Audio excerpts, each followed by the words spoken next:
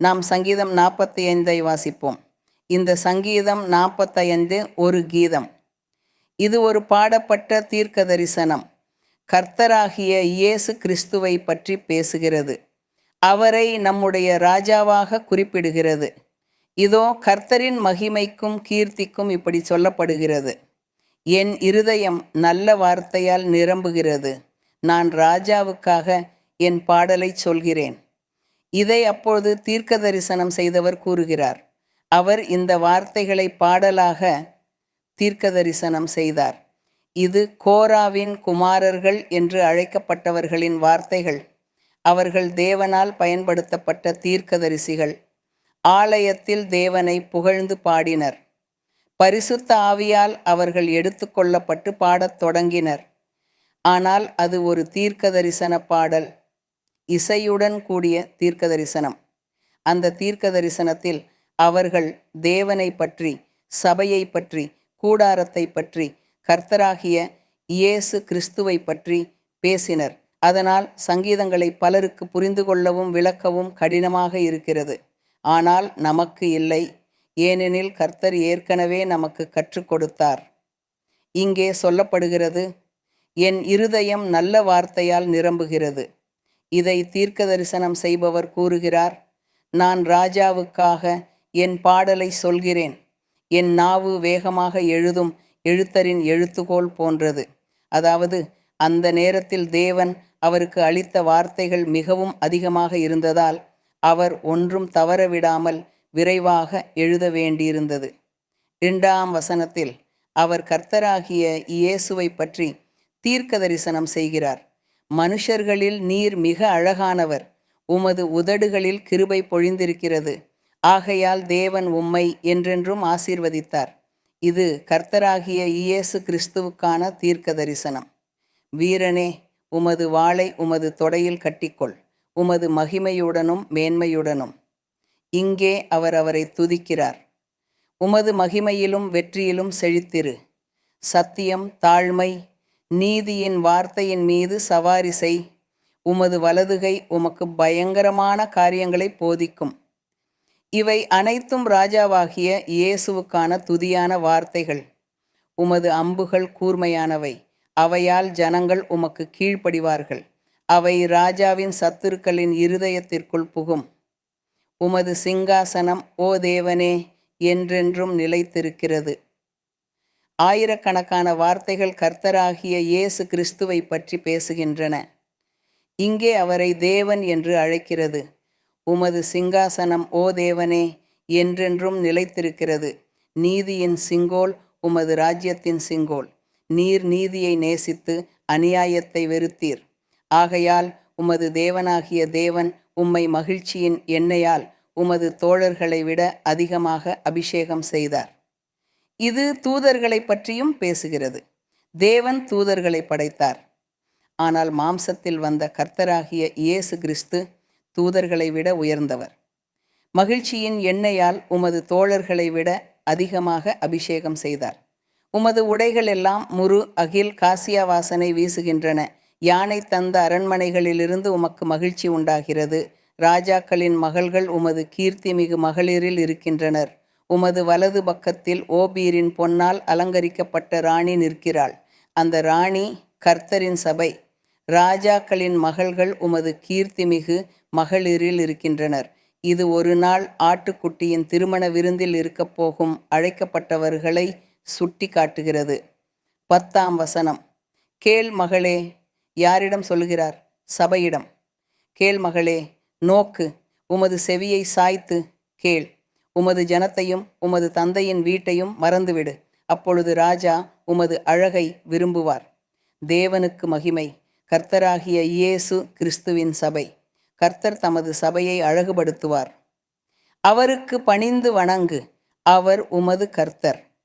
ஈரின் மகள்கள் காணிக்கைகளுடன் வருவார்கள். ஜனங்களின் செல்வந்தர்கள் உமது தயவை வேண்டிக் கொள்வார்கள். இது அந்த ராஜாவை துதிக்கும் ஒரு வழி. 13ஆம் வசனம். ராஜாவின் மகள் முழுவதும் மகிமையானவள். அவள் உடை பொன்னால் நெய்யப்பட்டிருக்கும்.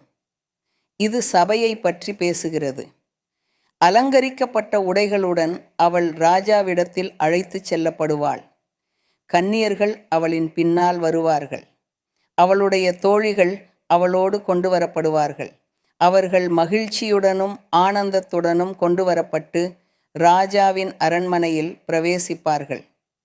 இதில் கர்த்தரின் சபை தேர்ந்தெடுக்கப்பட்டதாகவும் கர்த்தர் அதை பரிபூரணமாக்குவார் என்றும் திருமணம் கொண்டாடப்படும் என்றும் அழைக்கப்பட்டவர்கள் இருப்பார்கள் என்றும் கூறப்படுகிறது.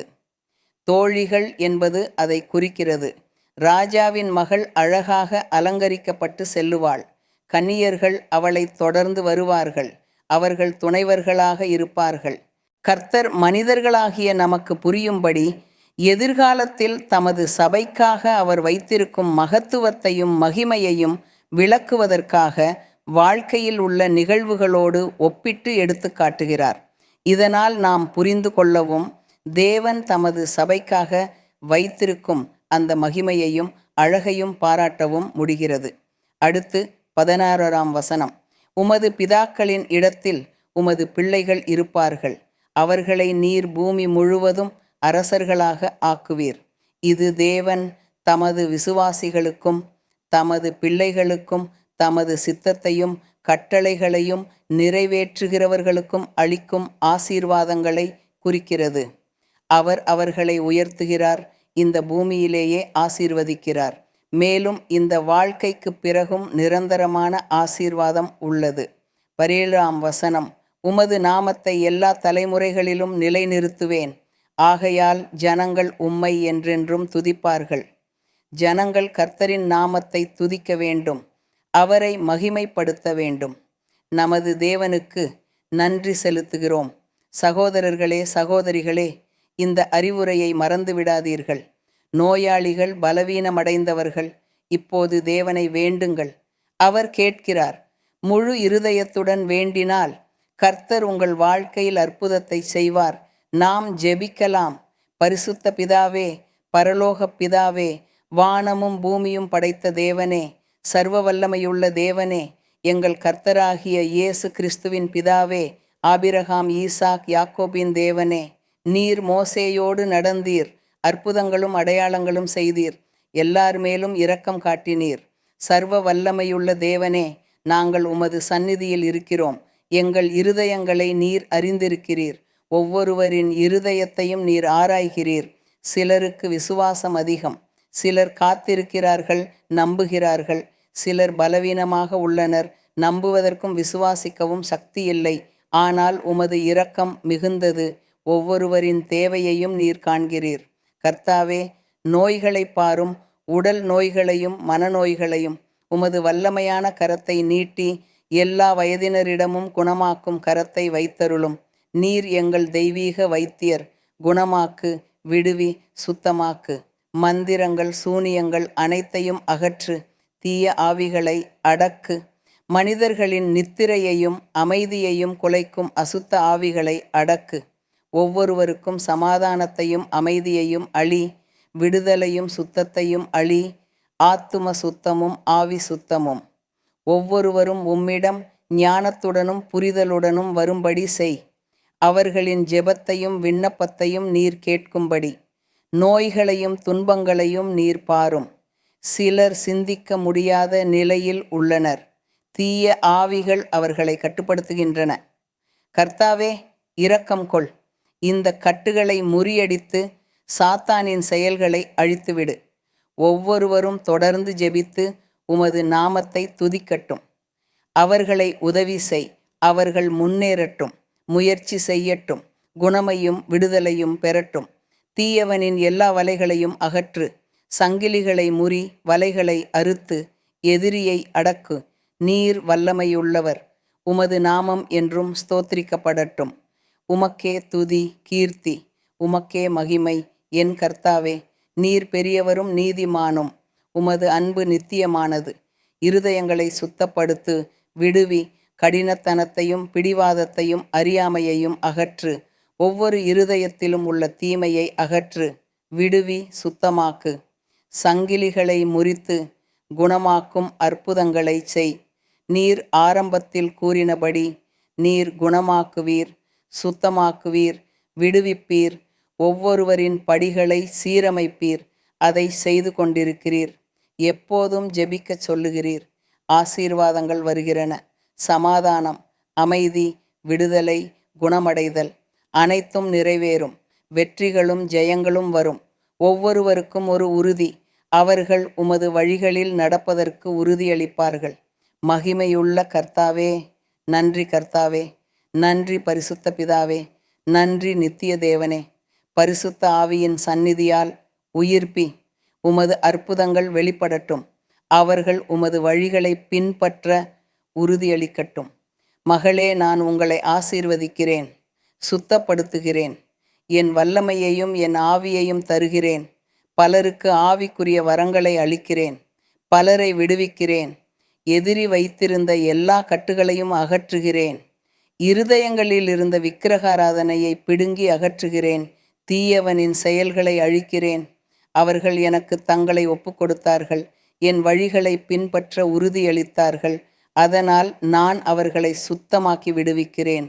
பெரிய ஆசீர்வாதங்கள், பெரிய ஜெயங்கள், பெரிய வெற்றிகள். நன்றி கர்த்தாவே, நன்றி. கர்த்தருக்கு ஸ்தோத்திரம். நமது சர்வ வல்லமையுள்ள தேவனுக்கு நன்றி. கர்த்தர் பல ஆசீர்வாதங்களையும் குணமையும் விடுதலையையும் அளிப்பதாக உறுதியளித்தார். பலர் கர்த்தரின் வழியை பின்பற்ற உறுதியளித்தார்கள் என்றும், சிலரின் இருதயங்களில் இருந்த விக்கிரகாராதனையை அவர் அகற்றினார் என்றும் கூறினார். இதை அனுபவிப்பவர்கள் புரிந்து கொள்வார்கள். ஆசீர்வாதங்கள் உண்டு. முன்னேறுங்கள், தளராதீர்கள். இந்த வழியில் சோதனைகள் உண்டு. எதிரி தடைகள் கொண்டு வரும். ஆனால் தைரியமாக இருந்து நிலைத்திருக்குங்கள். என் கர்த்தர் உங்களை ஆசீர்வதிப்பாராக. தேவன் உங்களோடு இருப்பாராக. நன்றி. அடுத்த சந்திப்பில் பார்க்கலாம். கர்த்தர் உங்களை ஆசீர்வதிப்பாராக.